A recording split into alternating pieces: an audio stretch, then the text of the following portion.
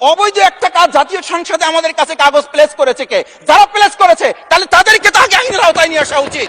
এই অবৈধ প্ররোচনা আমাদেরকে কে দিয়েছেন? এটা তো আমরা জোর করে কেউ ঘরের পকেট থেকে আমরা নিয়ে আসি নাই মাননীয় স্পিকার। আমি তো বাউফল থেকে আমার এই মানে সংস্কারের শপথের জন্য আমি তো কাগজ বাউফল থেকে নিয়ে আসি নাই। 51% ফ্যামিলি কার্ডের পক্ষে ভোট দিয়েছে, আর আমাদের 70% তো জুলাই সনদের ভিত্তিতে রাষ্ট্র গঠনের পক্ষে ভোট দিয়েছে। খাল খননে গুরুত্ব দিলাম, ফ্যামিলি কার্ডে গুরুত্ব দিলাম, কৃষি কার্ডে গুরুত্ব দিলাম, আমরা আরো অনেক কাজে গুরুত্ব দিলাম, অথচ যেটার জন্য আজকে নির্বাচন করে আমরা এখানে নিজেরা কথা বলার সুযোগ পেলাম সেই সংস্কার আমরা নজর দিতে পারলাম না কেন মাননীয় স্পিকার? সন্তানেরা রাস্তায় দাঁড়িয়ে সেদিন কি প্ল্যাকার্ডে এটা লিখেছিল যে আমরা একটা ফ্যামিলি কার্ডের জন্য আজকে রাস্তায় দাঁড়িয়েছি? মোহাম্মদ শফিকুল ইসলাম, 112, পটুয়াখালী। আপনার সময় 7 মিনিট। সময়ের মধ্যে 7 মিনিটের মধ্যে অনুগ্রহ করে শেষ করবেন। মাননীয় স্পিকার, আপনাকে ধন্যবাদ। একটা গল্প দিয়ে একটু শুরু করতে চাই মাননীয় স্পিকার। ছোট্ট গল্পটি হচ্ছে, রাজা তার উজিরকে বলে দিয়েছিল সকাল থেকে এটা কাজ করবা, এই কাজগুলো করবা। উজির বলেছিল যে আমাকে যে কাজগুলো বলেন কোনটা কখন গুরুত্বপূর্ণ কোনটা ছুটে যায় তার চেয়ে আপনি আমাকে একটা তালিকা করে দিলে ভালো হয়। তালিকাও করে দিয়েছিল। তালিকা দেখে দেখে সে কাজ শুরুই করেছিল। হঠাৎ করে রাজার মনে হলো সে একবার শিকারে যাবে। ঘোড়ার পেটে উঠে যখন রেকাবে পা ঢুকিয়েছে, রেকাবে পা ঢুকালে পা আটকে গিয়েছিল। পাটা যখন ছুটাতে পারছিল না তখন সে উজিরকে বারবার ডাকছিল, আমার পাটা এখান থেকে বের করে দাও। পাটা বের করতে যাচ্ছিল না উজির, কারণ উজির বারবার খুঁজছিল যে তালিকাটা করে দেওয়া হয়েছিল সেই তালিকার মধ্যে পা আটকে গেলে ওটা বের করে দেওয়ার বিধান ওখানে আছে কিনা। শেষ পর্যন্ত রাজার পা আর ওখান থেকে বের করা যায় নাই এবং রাজাকে মুক্ত করা সম্ভব হয় নাই বলে আমরা গল্পে জেনেছি। ঠিক আমার কাছে আজকে সংসদ এরকম একটা গল্পের মতো মনে হয়। আমরা জুলাই সনদে যখন আমাদের 4 বছরের সন্তানরা জীবন দিয়েছে, আমরা যখন দেখেছি বিগত 17 বছর উন্নয়নের কথা বলে আমাদের নির্বাচনকে ভুলে দেওয়া হয়েছিল, আবার বিগত 1.5 বছর আমরা লক্ষ্য করলাম যে সে সময় আমরা কেউ কেউ নির্বাচন এবং নির্বাচন বলে বলে আমরা আমাদের মাথা থেকে বিচার এবং সংস্কারটাই ভুলে দিয়েছিলাম। আবার এখন এসে আমরা দেখলাম যে আমাদের নখের কালি শুকাতে না শুকাতেই উন্নয়নের কথা বলে আমরা আবার জুলাই সনদটাকেই ভুলে দিতে বসেছি। আমি খুবই বিব্রত হই যে আমাদের সন্তানেরা রাস্তায় দাঁড়িয়ে সেদিন কি প্ল্যাকার্ডে এটা লিখেছিল যে আমরা একটা ফ্যামিলি কার্ডের জন্য আজকে রাস্তায় দাঁড়িয়েছি।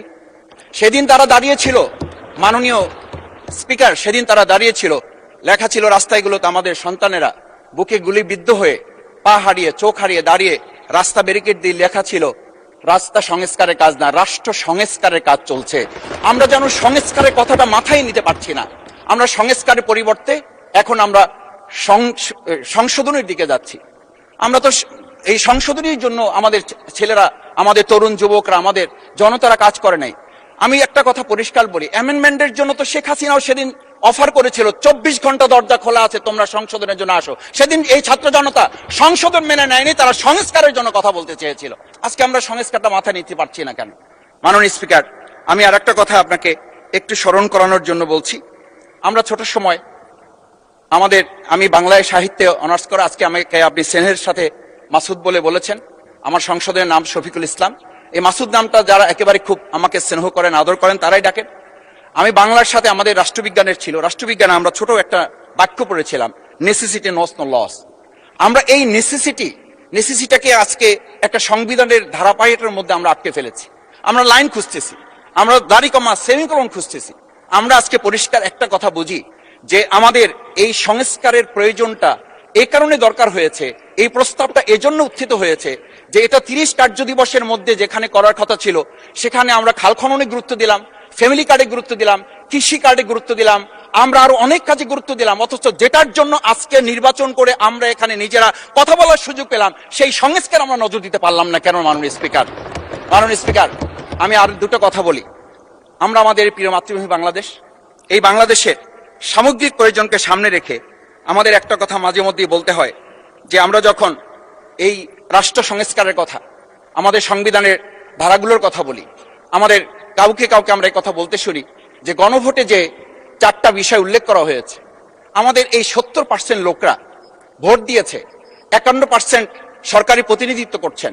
আমি তো একটা কথা যদি পরিষ্কার করে সরকারি বেঞ্চে যারা আছেন, ট্রেজারি বেঞ্চে যারা আছেন তাদের বিনয়ের সাথে যদি জিজ্ঞেস করতে চাই যে আমরা 51% ফ্যামিলি কার্ডের পক্ষে ভোট দিয়েছে, আর আমাদের 70% তো জুলাই সনদের ভিত্তিতে রাষ্ট্র গঠনের পক্ষে ভোট দিয়েছে, আমরা তাহলে 51%কে গুরুত্ব দিয়ে ফ্যামিলি কার্ড বিতরণ করে জনগণের সেই 17 বছরের উন্নয়নের কথা বলি কি আমরা মূল জায়গা থেকে আমাদের দেশের জনগণকে আবার আরেকটা জায়গায় নিয়ে যেতে চাচ্ছি, এমন করে যে আমরা লক্ষ্য করছি, আমরা বলি সবার আগে বাংলাদেশ, আমরা বলি সবাই মিলে বাংলাদেশ।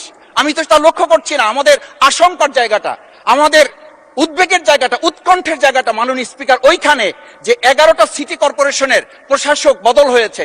আমরা কি লক্ষ্য করলাম না সবাই মিলে যদি বাংলাদেশ হয় তাহলে সরকারি দলের বাইরে একজন যোগ্য লোক, সৎ কি মানুষ ওখানে খুঁজে পাওয়া গেল না? মাননীয় স্পিকার আরেকটা কথা বলি, 42টা জেলা প্রশাসক বদল হয়েছে।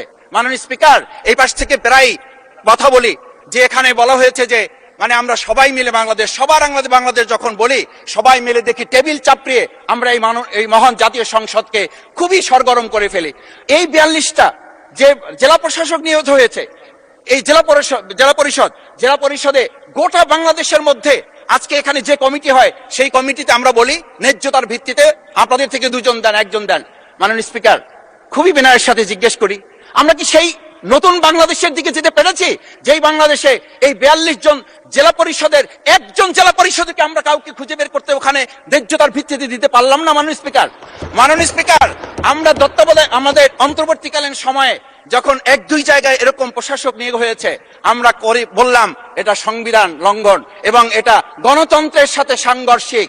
আজকে গণতন্ত্রের নির্বাচনের ভিত্তিতে আমরা যখন একটা সরকার পেলাম, সেই সরকারে স্থানীয় নির্বাচনের দিকে না গিয়ে যেখানে সরকারের প্রশাসক ছিল তাদেরকে তড়িঘড়ি করে বদল করে বিশ্ববিদ্যালয় গেলে থেকে শুরু করে নিজ দলীয় লোক গ্রহণ করে আমরা কি এটা বলতে পারি যে সবাই মিলে বাংলাদেশ এবং সবার আগে বাংলাদেশ আসলে এটা আমাদের দেশে আসছে?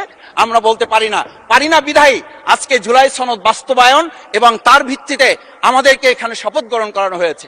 আমাদের এই ট্রেজারি বেঞ্চ থেকে আমাদেরকে বলা হয় এটাই নাকি অবৈধ হয়েছে। অবৈধ একটা কাজ জাতীয় সংসদে আমাদের কাছে কাগজ প্লেস করেছে কে? যারা প্লেস করেছে তাহলে তাদেরকে তাকে আইনের আওতায় নিয়ে আসা উচিত। এই অবৈধ কাজে আমাদেরকে কারা সহযোগিতা করেছেন? এই অবৈধ প্ররোচনা আমাদেরকে কে দিয়েছেন? এটা তো আমরা জোর করে কেউকে ঘরের পকেট থেকে আমরা নিয়ে আসি নাই। মাননীয় স্পিকার আমি তো বাউফল থেকে আমার এই মানে সংস্কারের শপথের জন্য আমি তো কাগজ বাউফল থেকে নিয়ে আসি নাই, এখান থেকে দেওয়া হয়েছে। মাননীয় স্পিকার সবশেষ বলবো, আসুন সময় থাকতে নাহলে